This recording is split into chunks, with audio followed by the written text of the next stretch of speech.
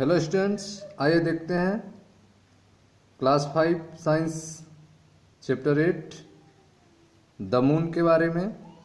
Page number 67। ध्यान दीजिए, chapter 7 तक आपको हमने कंप्लीट करा दिया है साइंस। आज हम लोग देखेंगे चैप्टर 8। चैप्टर 8 की आपकी हेडिंग है सरफेस ऑफ मून के बारे में पढ़ना है। इसमें कंडीशन ऑफ मून के बारे में पढ़ना है। चैप्टर का नेम है द मून। चंद्रमा के बारे में आपको बताया जाएगा। आपको फिगर बनाने के लिए कहा गया था, तो आप कंप्लीट कर चुके होंगे। अब आइए इस चैप्टर के बारे में हम लोग पढ़ा जाए। ध्यान से आप समझिएगा, ये आपका चैप्टर 8 है साइंस बुक का, पेज नंबर 67। ध्यान से देखें। You all know that the moon is the only natural satellite of the earth. ठीक है, आप सभी लोग जानते हैं कि मून जो है वह अर्थ का एक नेचुरल सैटेलाइट है। अर्थ का केवल एक ही प्राकृतिक उपग्रह है। ठीक है, पृथ्वी का केवल एक ही प्राकृतिक उपग्रह है जिसे मून कहा जाता है, चंद्रमा कहा जाता है। तो अर्थ का ओनली वन नेचुरल सैटेलाइट है जिसे मून कहते हैं, चंद्रमा कहते हैं। Our earth has only one moon. ठीक है, हमारे अर्थ के पास केवल एक ही चंद्रमा है। You all know that the moon is the only natural satellite of the earth. ठीक है, आप सभी लोग जानते हैं कि मून जो है वह अर्थ का नेचुरल सैटेलाइट है। Our earth has only one moon.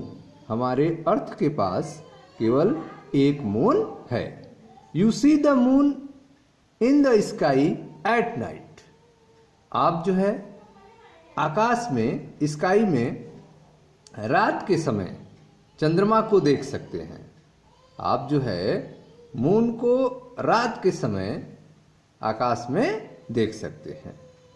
It is about 3,84,400 kilometre away from the earth. Earth से इसकी दूरी कितनी है? अर्थ से यह 3,84,400 किलोमीटर की दूरी पर है। ठीक है। Make full moon for the correct and half moon for the wrong statement. ठीक है, अब यहाँ पे कुछ स्टेटमेंट दिए गए हैं जिसके बारे में आपको फुल मून और हाफ मून के रिस्पेक्ट में आपको बताना है। फिगर आप देख रहे हैं, यह फुल मून का फिगर है, ये पूरा चंद्रमा दिखता है, और यह आपका हाफ मून का फिगर है जिसमें आधा चंद्रमा दिखता है। ठीक है, तो आइए इन स्टेटमेंट को देखें। पहला जो स्टेटमेंट है A, the moon reflects its own light. ठीक है, मून जो है वह अपना खुद का लाइट रिफ्लेक्ट करता है। तो यह स्टेटमेंट रॉन्ग है। मून के पास कोई भी लाइट का सोर्स नहीं होता है। मून के पास जो भी आप लाइट देखते हैं, जो आपको अंधेरे में दिखाई देता है, वह मून का लाइट नहीं होता है, वह सन का लाइट होता है। ठीक है, मून पर सन की लाइट पड़ती है जिससे मून चमकता है। तो मून की लाइट की, मून स्वयं का लाइट नहीं होता है, वह लाइट किसका होता है? सन का होता है। तो the moon reflect its own light? No, moon can not reflects its own light because it has no source of light.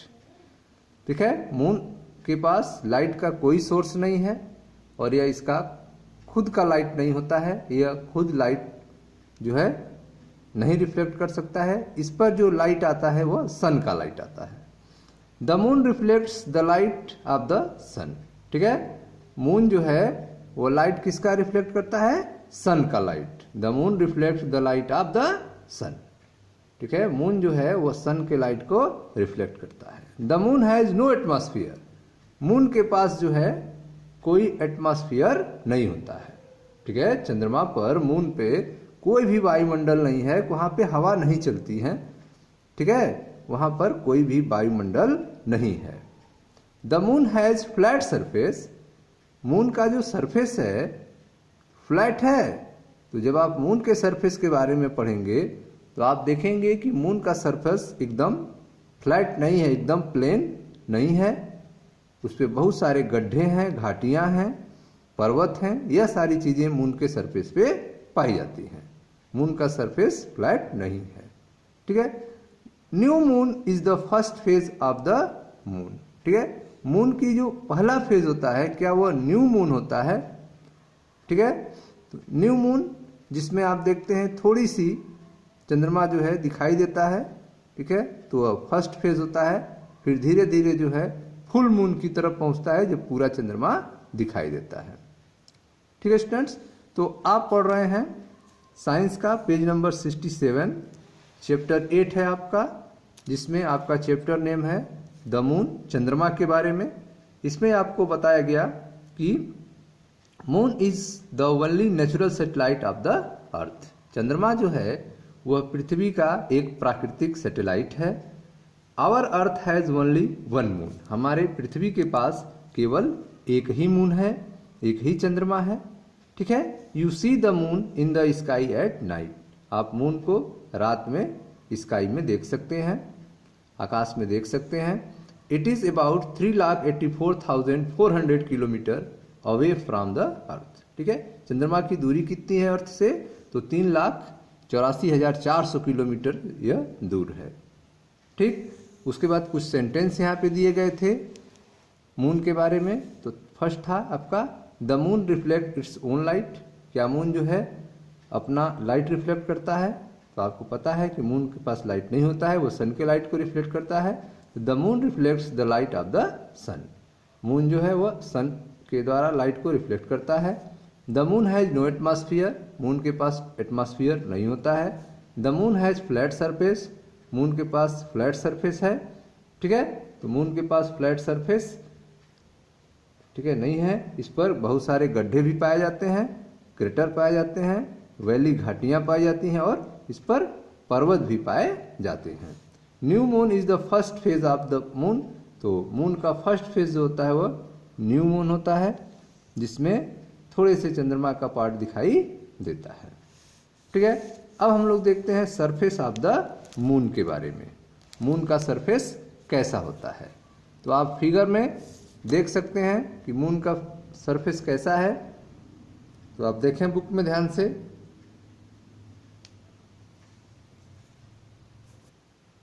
तो स्टूडेंट्स आप देख रहे हैं कि मून के यह सरफेस का फिगर है, जिसमें आप देख रहे हैं कि यह सारी गड्ढे पाए जा रहे हैं, ब्लैक देख रहे हैं जहाँ लाइट नहीं पहुंच पा रही है, ठीक है। यह सब गड्ढे हैं जो मून के सरफेस पे पाए जाते हैं। ये आप देखें गड्ढे हैं, ये ऊंचे ऊंचे जो पार्ट दिख रहे हैं वो आपके पहाड़ टाइप के स्ट्रक्चर हैं ऊंचाई वाले, और ये सब गड्ढे हैं, ये मून के सरफेस पे पाए जाते हैं, ठीक है। तो सरफेस ऑफ मून कैसा होता है, चंद्रमा का सतह कैसा होता है, surface of moon.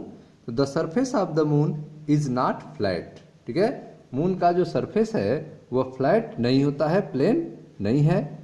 It is very uneven, ठीक है, यह बहुत जो है, ठीक है, प्लेन नहीं है, यह अनइवन है, ठीक है।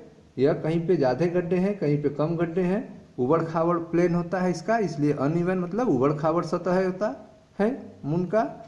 It is covered with a layer of dust, ठीक है, इस पे कई परतें जो हैं धूल जमी रहती हैं, ठीक है, कई लेयर में इस पे डस्ट जमा रहता है मून के सरफेस पे। It has lot of hole or craters, moon के सरफेस पे बहुत सारे होल्स पाए जाते हैं, गड्ढे पाए जाते हैं और क्रेटर्स पाए जाते हैं, घाटियां पाई जाती हैं, ठीक है, टीले पाए जाते हैं। Craters are deep holes form by falling the meteoroids on the surface of the moon. Craters क्या होते हैं, ठीक है, तो क्रेटर्स जो है यह बड़े बड़े गड्ढे होते हैं, डीप होल्स होते हैं, ठीक है, गड्ढे होते हैं जो मेटेरॉइड्स के गिरने के कारण बने हैं।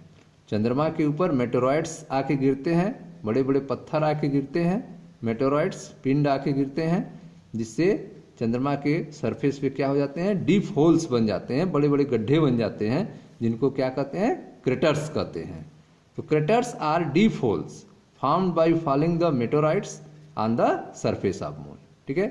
मून के सरफेस पे मेटेरॉइड्स के उल्कापिंडों के गिरने के कारण डीप होल्स बन जाते हैं जिन्हें क्रेटर्स कहा जाता है। The moon also has mountain and valley, ठीक है। मून के पास जो है माउंटेन्स है, मून के सरफेस पे पर्वत पाए जाते हैं, माउंटेन्स पाए जाते हैं, और वैलीज हैं, घाटियां हैं, ठीक है। पर्वत के साथ साथ मून पर घाटियां भी पाई जाती हैं, ठीक है स्टूडेंट्स। तो आपने देखा सरफेस ऑफ मून के बारे में। इसमें आपने देखा का मून का जो सरफेस है वो फ्लैट नहीं होता है। The surface of the moon is not flat, it is very uneven, ठीक है। उस सरफेस कैसा है, अनइवन है। It is covered with a layer of dust, इस पर बहुत सारे डस्ट के लेयर जमे रहते हैं। It has lot of hole or craters, इस पर बहुत बड़ी मात्रा में होल्स पाए जाते हैं और क्रेटर्स पाए जाते हैं। क्रेटर्स क्या हैं, डीप होल्स होते हैं। Craters are deep holes formed by falling the meteoroids on the surface of moon. Moon के सरफेस पे मेटेरॉइड्स के टक्कर के कारण, मेटेरॉइड्स के गिरने के कारण, उल्कापिंडों के गिरने के कारण, ठीक है, डीप होल्स बन जाते हैं, बड़े बड़े गड्ढे बन जाते हैं जिन्हें क्रेटर्स कहते हैं। The moon also has mountain and valley, moon के सतह पे माउंटेन्स पाए जाते हैं और वैलीज भी पाए जाते हैं, ठीक है स्टूडेंट्स। तो यह आपने देखा मून के बारे में, जिसमें हमने आपको इसका पहला टॉपिक सरफेस ऑफ मून के बारे में आपको समझाया। अब आप रिवाइज करें, मिलते हैं नेक्स्ट वीडियो में जहां हम चर्चा करेंगे कंडीशन ऑफ मून के बारे में। तब तक आप रिवाइज कीजिए। Thank you.